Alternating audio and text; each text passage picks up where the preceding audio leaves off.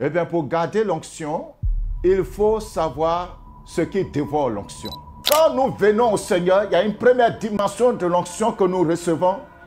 Et lorsque nous acceptons l'appel et que nous commençons à chercher la face de Dieu, il y a une autre dimension de l'onction que nous recevons. Et cette onction doit croître normalement au fur et à mesure que nous cherchons la face de Dieu. Mais aujourd'hui, je voudrais parler dans cette nouvelle série des dévoreurs de l'onction. Vous voyez des frères, des hommes de Dieu qui aujourd'hui sont remplis de feu. Ils ont une vie de prière, une vie de consécration. Vous les enviez. Mais une semaine après, ils sont tout à fait dans le bas-fond. On ne les reconnaît même plus. C'est comme une autre personne carrément qui est en face de nous. Ce dimanche, ils prêchent avec onction, ils prêchent avec puissance.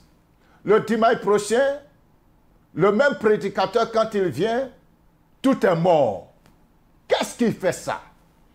Il y a une différence entre l'onction et l'éloquence. Il y a des gens qui savent naturellement bien s'exprimer. Là, je parle de l'onction dans la parole. Il y a des gens qui savent bien s'exprimer, qui sont éloquents. Il y a des peuples qui sont naturellement éloquents.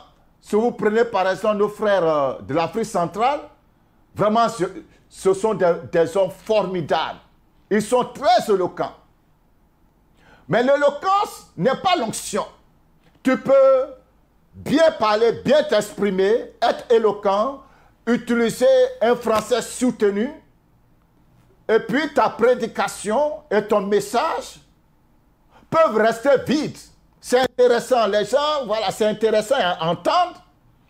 Les gens apprennent peut-être beaucoup de choses. Tu permets aux gens d'avoir l'esprit ouvert sur des connaissances.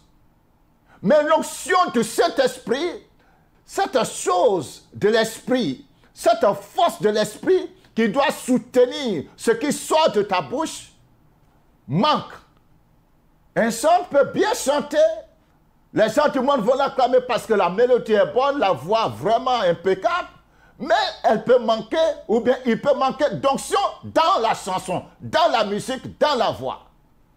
Un homme de Dieu peut bien prier, prier avec force, prier avec vie, prier avec force, prier avec vigueur, n'a rien à voir avec l'onction.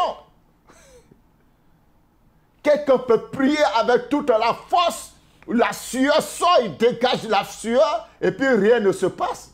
Et quelqu'un d'autre va venir, il va simplement dire, au nom de Jésus de Nazareth, esprit impur sort, et le démon va obéir. Voulez-vous voir la suite? Alors restez connectés à notre page, l'Autel du Dieu vivant. Vous venez de suivre l'émission La Trompette du Réveil.